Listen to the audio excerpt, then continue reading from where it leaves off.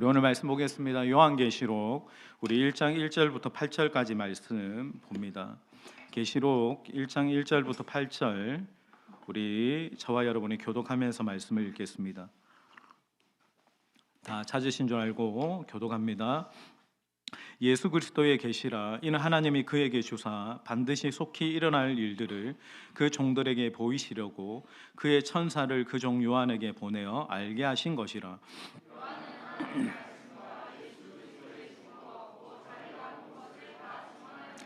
이 예언의 말씀을 읽는 자와 듣는 자와 그 가운데 기록한 것을 지키는 자는 복이 있나니 때가 가까움이라.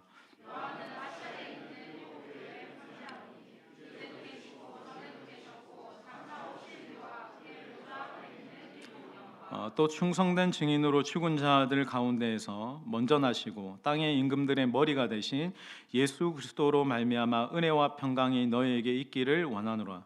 우리를 사랑하사 그의 피로 우리 죄에서 우리를 해방하시고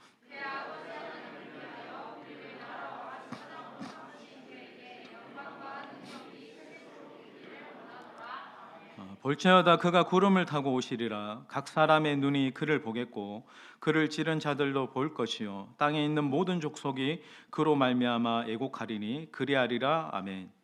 주 하나님이 이르시되 나는 알파와 오메가라. 이제도 있고 전에도 있었고 장차 올 자요 전능한 자라 하시더라. 아멘.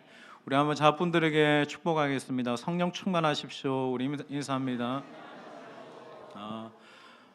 여러분, 우리가 4월 한 달간 고난 주간과 그리고 예수님의 부활을 목격한 부활절을 우리가 같이 보내면서 저는 궁금해진 게 한 가지가 있습니다. 주님의 부활을 목격한 제자들 그리고 주님의 부활을 직접 경험했던 사도들이 그 이후에 주님의 부활 이후의 삶이 어땠을까?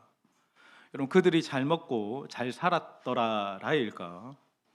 역사 기록을 보면 사도행전 7장에 스데반 집사의 순교로 인해서 박해가 예루살렘 전역에 이제 일어나게 됩니다.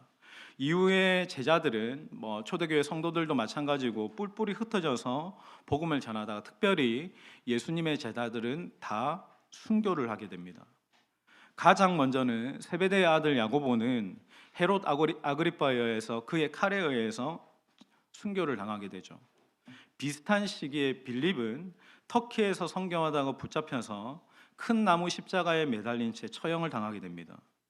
그리고 세리 출신 마태는 에티오피아에서 복음을 전하다가 그 족속의 빈을 창에 찔려서 순교하게 됩니다.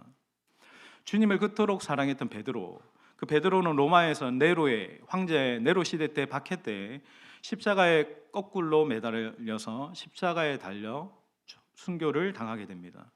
그의 동생 안드레는 그리스에서 선교하다가 붙잡혀서 뭇 사람들에게 심하게 몽둥이로 이렇게 매를 맞은 뒤에 X자형 십자가에 매달려서 순교 당합니다. 다데오는 항상 배를 타고 선교를 했습니다. 배를 타고 선교를 하다가 동방의 여러 지역들을 복음을 전하고 그 동방에서 이렇게 복음을 전하는 중에 그 낯선 이교도들에게 돌을 맞고 돌에 맞아서 그는 순교하게 됩니다. 여러분, 가룟 유다 대신 예수님의 새 제자가 된 마띠아는 터키에서 순교하다가 돌에 맞은 후에 참수형을 당합니다.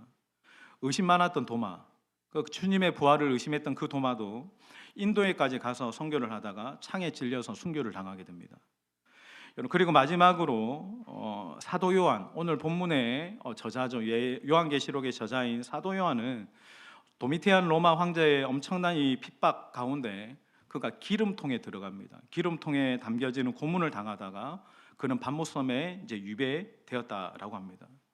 제자들 중에 유일하게 자연사한 사람이 사도 요한입니다. 다들 주님을 사랑했던 제자들이고 그리고 그 사랑했던 주님을 위해서 고난과 핍박 가운데 있다가 순교를 다 당한 사람들. 여러분, 이 계시록을 우리가 볼 때 계시록의 여러 가지 환상 또 일어나는 어떤 현상들에 대해서 우리가 집중하기 쉽지만 이런 계시록의 시대는 엄청난 고난과 박해의 시대였습니다.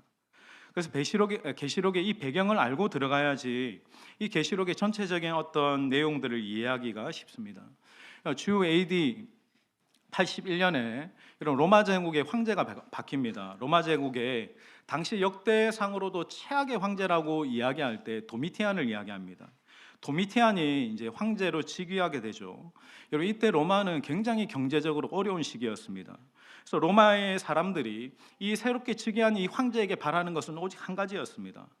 우리 경제를 일으켜 달라는 거예요. 그 로마 경제의 부흥이었어요.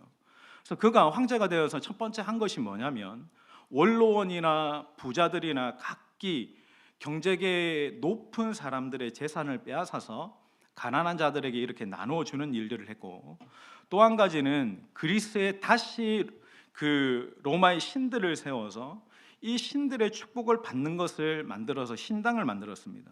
그럼 도미티안의 파격적인 제도를 한 가지를 만드는데 그게 뭐냐면 도미티안 자신이 신이라고 이렇게 칭했어요. 그래서 도미티안을 부를 때 어떻게 부르냐면 나의 주 나의 하나님, 그러니까 우리 주 우리 하나님이라는 거예요. 그러니까 여러분 이렇게 모든 백성들이 불러야 됩니다. 그러니까 도미티안 황제님이라고 하면 바로 죽여버립니다. 사자밥이 되게 하거나. 왜? 나는 황제가 아니니까, 나는 신이니까. 여러분 내가 신이다라고 이야기하고 그 황제를 숭배할 때 그분이 나의 주 나의 하나님이라고 고백할 때, 여러분 로마에 당시 살던 백성들 중에 이것을 반대한 한 그룹이 있습니다. 그 그룹이 어떤 그룹일까? 기독교인들입니다. 사실 황제는 이들이 반대해 주기를 엄청나게 기다렸어요. 그리스도인들이 황제를 숭배하기를 반대하자 말자 그걸 명분으로 삼아서 너희들 때문에 그리스의 모든 신들이 떠났다라는 거예요. 그러니까 신들이 떠났다라는 의미는 뭐냐면 축복도 떠났다라는 거예요. 이 신들이 화가 나서 축복이 떠나고 그래서 지금 로마 경제가 이렇게 어려운 것이다라고 한 거예요. 그러니까 이 모든 문제의 원인들을 그리스도인들, 기독교인들을 하면서 여러분 시작된 게 그 유명한 도미티안 박해입니다. 여러분 이 시기에 무려 한 5년에서 6년 정도 이 도미티안 박해가 시작이 되는데, 여러분 이 박해는 정말 상상을 초월한 박해였어요. 그때 일어났던 수많은 박해 중에 딱 한 가지만 실례로 얘기하면, 여러분 이 기독교인의 박해는 네로 시대 때부터 이전의 황제 때부터 이렇게 박해가 심했었죠. 기독교인들이 박해가 심할 때마다 그들은 카타콤이라는 지하 동굴로 숨어 들어갔습니다. 카타콤이 우리가 생각하는 어떤 뭐 그런 동굴이 아니라 그들이 직접 판 것인데, 방이 대략 이렇게 카타콤이 발견되면 지하에 이 방들이 무려 대략 한 1200개에서 1500개 정도 된다고요. 어마어마한 지하 10층 뭐 이렇게 15층을 내려가는 어마어마한 방들이 있는 무덤입니다. 그래서 여러분 여기에 카타콤이 그냥 들어가면 나오는 길을 못 찾아서 못 나올 수도 있는 그런 어마어마한 규모의 무덤이죠. 그래서 로마 군사들이 행했던 것은 그리스도인들을 찾기 위해서 그 믿는 사람을 찾아서 길을 물어요. 어떻게 묻냐면, 여러분 당시 이제 로마의 이 시대 때 보면 익투스가 있고, 익투스가 상징하는 것이 그 카타콤으로 들어가는 어떤 길에 대한 맵과 같은 지도와 같은 것이었어요. 근데 그것들을 기독교인들 외에는 이것을 해석할 수 있는 사람이 없었습니다. 그래서 당시에 이제 로마에는 스포츠나 레포츠가 굉장히 유명했죠. 글래디에이터라는 영화에 보면 검투사라든지 또 그 안에 여러 가지 어떤 잔인한 스포츠들이 있습니다. 근데 여러분 로마에는 당시에 그런 스포츠 중에 사냥이 유명했어요. 그래서 사냥은 여러분 혼자 하지 않잖아요. 사냥개랑 같이 합니다. 그러니까 로마의 사냥개는 굉장히 유명하답니다. 한 번 이 개가 그 대상을 물면 그 개의 목을 자르지 않는 이상은 절대로 놓지 않아요. 그러니까 로마군이 어떻게 하냐면 이 사냥개를 잡아다가 한 3주에서 4주 정도 굶깁니다. 개를. 여러분 우리가 뭐 생각할 때 며칠을 굶어도 이게 이 짐승적인 포악함이 이제 나타나잖아요. 여러분 사냥개가 굶으면 어떻게 될까? 한 달 정도. 그러니까 악에 바치고 그냥 미치는 거예요. 그 굶긴 개를 데리고 와서 기독교인들이 있고, 그리고 어떻게 하냐면 그 부모의 자녀들을 부릅니다. 자녀들을 불러서 염소털과 양털로 짠 후드를 입혀서 부모가 보는 앞에서 집으로 보내요. 집으로 보낼 때 이 굶긴 개를 창으로 찌릅니다. 개의 눈을 찔러요. 그러면 이 몸을 찌르면 이 개가 악에 받쳐서 정말 눈 돌아가죠. 그리고 그 애들에게 그 개를 푸는 거예요. 여러분 어떻게 될지 여러분 다들 아실 거예요. 그러니까 자기가 사랑했던 자녀들이 이렇게 찢기고 그렇게 갈라지는 것을 보면서 부모의 마음이 미치는 거예요. 그래서 어쩔 수 없이 가타콤의 길을 말할 수밖에 없는 겁니다. 그렇게 발각되는 그리스도인들은 여러분 우리가 코바디스라는 영화에 보시다시피 수많은 그리스도인들이 그 군중의 무리 가운데서 벌거벗긴 채 사냥개들의 밥이 되거나 아니면 기름에 발라진 채 십자가에 달려서 불에 타 죽게 됩니다. 여러분 여기서 질문입니다. 그럼 이들이 이 처참하고 잔인한 박해를 피할 수 있을까? 피할 수 있을까요? 피할 수 있습니다. 한마디면 됩니다. 나 예수 모릅니다. 나 예수 그런 인간, 난 그런 인간 안 믿습니다. 라고 한마디만 하면 삽니다. 이 당시 수많은 그리스도인들이 배교를 합니다. 우리가 여러분 성경을 읽을 때 성경의 역사적인 스토리를 보시고 읽어야 됩니다. 히브리서가 왜 있습니까? 당시에 그 엄청난 핍박이 있을 때 수많은 자들이 구원을 등한시 여기면서 다 세상으로 떠나갔어요. 배교했다라는 말이에요. 내가 예수님을 믿는다라고 이야기하지만 그들에게 말할 수 없는 고난이 올 때 주님을 배교하면서 떠난 자들이 어마어마하게 초대교회 때 많았다라고 이야기하는 거예요. 그러니까 실제로 당시에 수많은 사람들이 이렇게 배교를 할 때 그 당시에 배교가 두 종류였어요. 첫 번째는 뭐냐면 진짜 믿음을 잃어버린 거예요. 나는 두 번 다시 예수 안 믿는다. 진짜 예수가 살아있긴 하냐? 그러면 왜 우리가 이렇게 고난을 받냐? 왜 이 모양이냐라고 하면서 진짜 예수님을 단절하고 떠나는 부류들이 있었어요. 또 한 가지 부류는 어떤 거냐면 예수님은 믿어요. 주님은 믿는데 이 고문을 박해를 감당할 수 있는 자신이 없는 겁니다.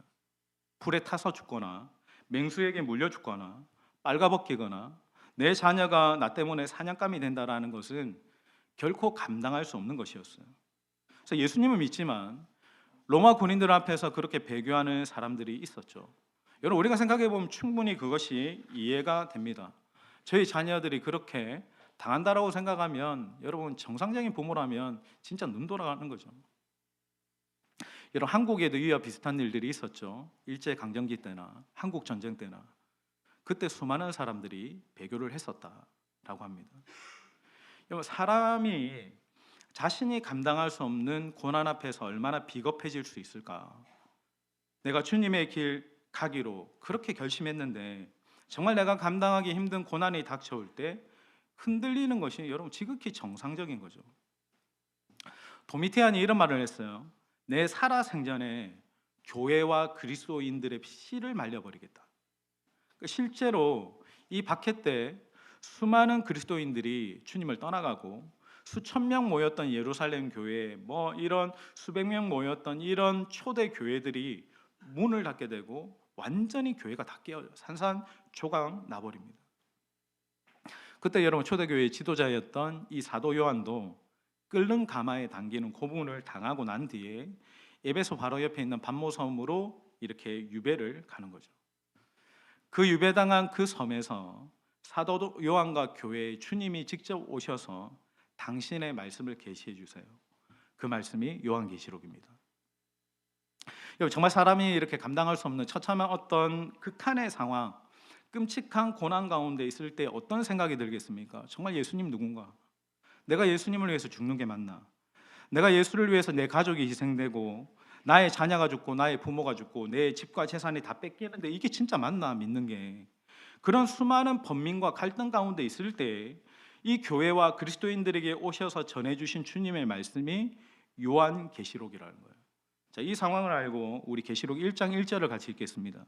자, 예수 그리스도의 계시라 시작. 하나님이 반드시 속히 일어날 일들을 그 종들에게 보이시려고. 이런 계시록의 가장 중요한 첫 서두가 어떻게 하냐면 예수 그리스도의 계시라고 이야기해요. 그러니까 예수님의 계시다라고 하는 것은 두 가지의 의미입니다. 예수님에 대한 계시이고 그리고 예수님께서 직접 주신 계시라고 하는 거예요. 즉 계시록은 여러분 예수님께서 직접 주신 예수님에 대한 계시가 담겨 있는 말씀이 계시록인 거예요. 이게 여러분 복수가 아니라 단수입니다. 그러니까 철저하게 예수님에 대해서만 이야기하는 게 계시록의 말씀입니다. 여러분 우리가 이 환상 저 환상 이런 것들 혹하지 말고 계시록은 오직 예수님이 누구신가에 대한 이야기입니다. 자, 2절 같이 읽습니다. 요한은 시작. 하나님의 말씀과 예수 그리스도의 증거. 이런 1장을 보면 가장 많이 반복되면서 가장 중요한 주어 같은 핵심 단어가 나옵니다. 그 단어가 여러분들 집에 가서 보시면 아시겠지만 딱 핵심적인 단어는 증거라는 말, 증인이라는 말이에요.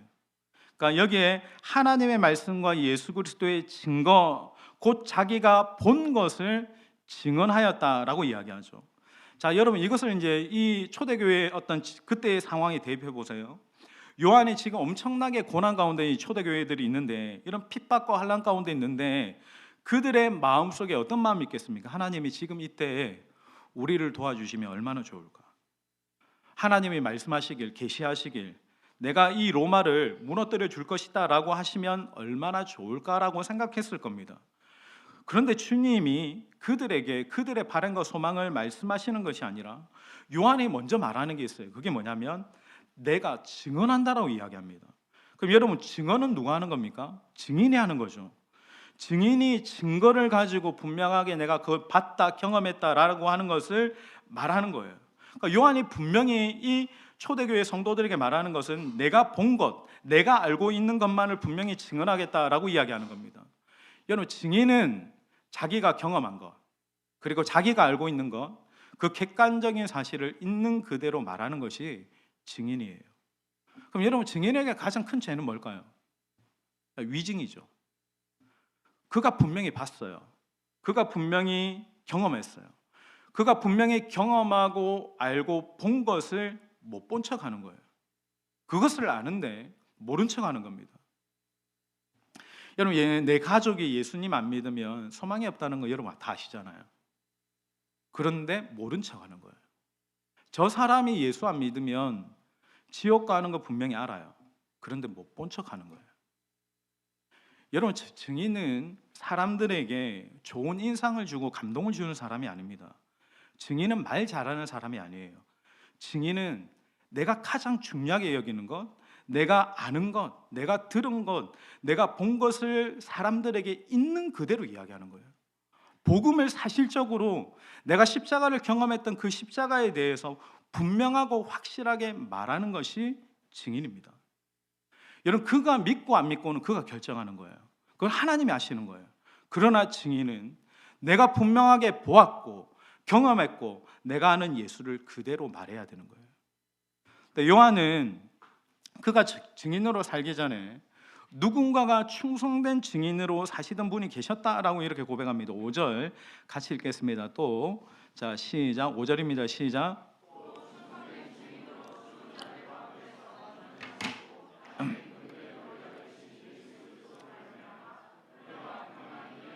예, 거기까지 읽겠습니다.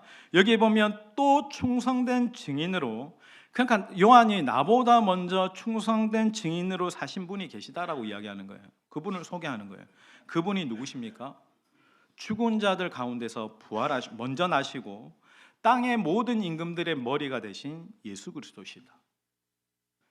여러분, 예수님이 왜 죽으셨습니까? 예수님이 왜 죽으셨죠? 아이러니하게도 그분이 이 땅에서 충성된 증인으로 사셨기 때문에 그런 거예요. 만약에 예수님이 위정하셨다면 사람들이, 제사장이 물어요. 빌라도가 물어요. 사람들이 너는 하나님의 아들이라고 하는데 너는 정말 하나님의 아들이냐? 그때 주님이 난 잘 모르겠는데요, 저는 아닌 것 같은데요 하면 주님이 사는 거예요. 근데 그때 주님이 당신이 분명하게 하나님의 아들이심을 증언하셨기 때문에, 충성된 증인으로 사셨기 때문에 주님이 고난당하시고 주님이 십자가에서 죽으신 겁니다. 요한이 동일하게 이걸 이야기하는 거예요. 충성된 증인으로 사시면서 고난받으시고 핍박받으시고 십자가에서 죽으신 그 주님을 따라 초대교회의 너희들도 이와 같이 어떤 핍박이 오고 어떤 고난이 와도 절대 주님을 부인하지 말고 예수님의 충성된 증인으로 살라는 거예요. 여러분, 도미티안 그런 엄청난 박해의 시대 때 그 시대 가운데서 충성된 증인으로 살면 여러분 어떨까? 어떻겠습니까? 네, 고난 받습니다. 세상으로부터 미움 받습니다. 세상으로부터 따돌림을 받는 것이 지극히 그 시대는 정상적인 거예요. 여러분 그 바톤이 넘겨지고가 지금 우리 손에 쥐어졌다고 생각해 보세요. 오늘 이 시대에도 내가 예수님의 충성된 증인으로 살기로 결정하는 사람들에게는 고난이 있습니다. 내가 충성된 예수의 증인으로 이 땅 가운데 살기로 결정하는 순간 여러분 내가 세상으로부터 미움을 받게 됩니다. 내가 분명하게 주님을 나의 주라고 고백하고 나는 예수의 사람이다 라고 이야기하면 때로는 직장에서 학교에서 내가 살아가는 삶에서 사람으로부터 미움받게 됩니다. 여러분 우리가 지금 이 말씀을 보면서 깨달아야 될 것은 무엇이냐면 누가 그 고난을 기꺼이 내 것으로 취하겠는가? 누가 기꺼이 주님의 충성된 증인으로 각오하고 미움받을 것 그리고 세상으로부터 어떤 고난을 받을 것에 대해서 감당하면서 살아갈 것인가? 하나님이 무조건 다 잘되게 하시고 다 축복하십니다? 아닌 거예요. 예수님이 십자가에서 고난당하시고 십자가에서 죽으신 이유가 뭡니까? 하나님과 교회 앞에서 충성된 증인으로 사셨기 때문에 그런 거예요. 사도 요한이 그리고 그 초대교회가 도미티안의 시대 때부터 박해받으면서 고난당하는 이유가 뭡니까? 이유는 한 가지입니다. 그들이 그 시대 가운데서 예수님의 충성된 증인으로 살았기 때문입니다. 도미티안 황제는 신이 아니다. 참된 신은 오직 하나 예수 그리스도이시다. 우리는 오직 예수님만을 믿고 섬길 것이다 라고 세상 가운데 담대하게 말했기 때문에 미움받는 거예요. 여러분 누가 지금 시대를 보세요. 지금의 시대 가운데 종교통합주의가 이렇게 되어지고 많은 교회 안에 있는 사람들도 진화론을 믿고 유물론적인 사상을 믿는 대부분 그런 것을 믿는 이런 혼탁한 시대 가운데 오직 예수님만이 그리스도이십니다. 주님만이 참된 구주이시며 왕이십니다. 오직 주님의 말씀만이 삶의 기준입니다. 여러분 누가 동성애에 대해서 그것은 죄입니다라고 담대하게 외치실 겁니까? 그렇게 말하면 사람들이 다 편협하고 독선적이라고 다 싫어합니다. 세상에 어떤 누구도 그것을 좋아하지 않습니다. 그럼에도 담대히 죄는 죄입니다. 하나님의 말씀에 그 모든 것들은 죄입니다라고 누가 담대히 말할 것인가? 여러분 사람들의 어떤 인기를 바란다면 여러분 세상 가운데서 내가 너무 미움받기 싫으시면 그냥 여러분 교회는 그냥 다니시면 됩니다. 근데 예수님의 제자가 될 생각은 꿈에도 꾸지 마세요. 여러분 누가 예수님의 제자가 되어 그것을 더 뛰어넘어 충성된 증인의 삶으로 살아갈 것인가? 여러분 기억하세요. 충성된 증인으로 살아가는 것을 결정하는 사람에게는 고난이 있습니다. 어려움이 있습니다. 디모데후서 말씀에 보면 사도 바울이 이런 고백을 하죠. 무릇 예수 안에서 경건하게 살고자 하는 자에게는 핍박이 있다라고 얘기했어요. 혹 직장에서나 여러분 학교에서 여러분 주변에서 살아가는 삶의 바운드리에서 식사 기도 안 하시는 분들 있죠. 왜 기도 안 합니까? 기도할 줄 몰라서. 다 기도할 줄 알잖아요. 여러분의 마음의 뿌리에 뭐가 있습니까? 기도하면 사람들이 뭐라 할까 봐.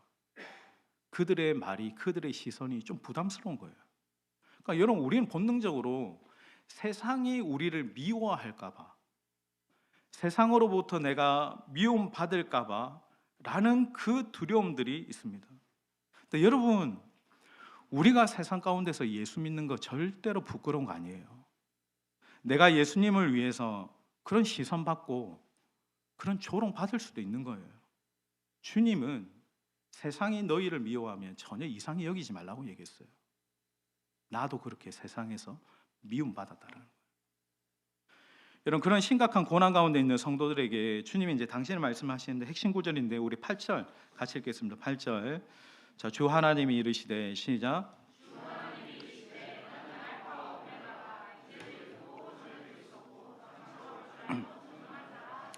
자, 주님이 당신을 이제 소개하시는데 이 고난 당하는 이 초대교회에게 주님은 이제도 계시고 전에도 계셨고 장차 오실 전능한 이시다라고 이야기하는데, 그럼 여러분 여기서 요한이 가장 강조하는 하나님은 어떤 하나님이실까? 여러분 말씀에는 순서가 중요합니다. 그러니까 지금 요한이 강조하는 하나님의 가장 우선순위는 뭐냐면 이제도입니다. 그래서 결론적으로 이야기하면 지금 살아계신 하나님이시라는 거예요. 지금 자신의 힘으로 도무지 어떻게 할 수 없는 고난 가운데 있고 말할 수 없는 핍박 가운데 있는 교회와 그리스도인들에게 제일 먼저 하시는 말씀이 고난당하는 누구누구야, 내가 지금 살아있다라고 말씀하시는 거예요. 여러분 우리의 삶 가운데 여러분 고난이 있습니까? 어려움이 있습니까? 여러분 그 고난과 어려움은 계속 있을 수도 있습니다. 그러나 여러분 믿음의 눈을 여시고 보십시오. 그러나 나와 함께 하시는 예수 그리스도는 지금 여러분 가운데 살아계십니다. 그 주님을 바라보는 거예요. 제가 이제 목회 7년 이제 해오면서 목회 1년 차가 좀 제일 정서적으로 힘들었던 것 같아요. 힘들었고 어려웠고, 사람이 이렇게 고난이 오면, 핍박이 오면 어떤 이제 성향이 옵니까? 회피하고 싶어 합니다. 근데 지금 돌아보면 그때 그런 어려운 가운데 있을 때 주님이 제일 가까이 계셨던 것 같아요. 그러니까 여러분 주님이 그게 멀리 계시고 가까이 계신 게 아니라 그때 내가 지금 나와 함께 하시는 예수님을 본 거예요. 고난 가운데서, 어려운 가운데서 주님을 바라보게 된 거예요. 지금 주님이 이 고난당하는 성도들에게도 말씀하시는 거예요. 나 살아있다. 과거에 여리고성을 무너뜨렸던 그 동일한 능력 그대로 내가 지금 너희들에게 살아있다라는 거예요. 이전에 너희들이 400년 노예 생활하다가 출애굽할 때 그 홍해를 갈라 그 강을 마른 땅같이 건너게 하셨던 그 동일한 능력과 그 지혜로 내가 지금 너희들에게 살아있다라고 말씀하시는 거예요. 이런 고난 가운데 있는 분들에게 주시는 유일한 능력은 뭐냐면 주님은 지금 여러분에게 살아계신 하나님이십니다. 이것이 우리에게 능력이 되는 거예요. 우리 8절을 한 번 더 읽겠습니다. 8절 한 번 더. 자, 주 하나님이 이르시되, 믿음으로 선포하겠습니다. 시작. 주 하나님이 이르시되 나는 알파와 오메가라, 장차 올 자요 전능한. 내가 살아있다라고 말씀하시면서 주님 당신을 이렇게 소개할 때 뭐라고 서두에 말씀하시냐면 나는 알파와 오메가라. 여러분 알파와 오메가가 무슨 뜻이죠? 나는 시작과 끝이라는 거예요. 그러니까 처음과 마지막이 예수 그리스도시다라고 이야기하는 거예요. 사실 여러분 이게 무슨 위로가 되는 말씀입니까? 근데 왜 하나님은 이 극한의 고통 가운데 있는 이 교회들에게 나는 알파와 오메가야, 나는 처음과 나중이야 라고 말씀하십니까? 여러분 고난이 왜 힘든지 압니까? 끝을 모르기 때문에 힘든 거예요. 지금 내가 건강 때문에 굉장히 아픕니다. 그런데 이게 내일이면 약 먹고 끝이 나요. 완전히 치유돼요. 내가 그걸 진짜 안다면 그 고통 가운데 있다 할지라도 견딜 수 있는 거예요. 저희 부친이 이제 그 항암 이제 그 암 이제 진단을 받고 그렇게 치료를 받을 때 가장 위로가 되는 말이 그 말이더라고. 아버님 내일이면 수술하면 괜찮아져요. 병원에 가보니까 이 수술 일정 잡는 게 굉장히 큰 일이더라고. 근데 정말 다행히도 극적으로 이렇게 하루 만에 진단받고 하루 만에 이렇게 스케줄을 잡는 것이 그게 기적이라 하더라고. 아버지 내일이면 수술 받고 회복됩니다. 이게 가장 큰 위로의 말이더라고. 여러분 우리의 경제적인 어려움이, 관계의 어려움이, 교회적인 어려움이 한 달 뒤면 정확히 끝날 거야 라고 하면, 한 달 뒤면 회복될 거야 라고 하면 끝을 알면 견딜 수 있는 거예요. 여러분 그 끝을 어디에서 알 수 있습니까?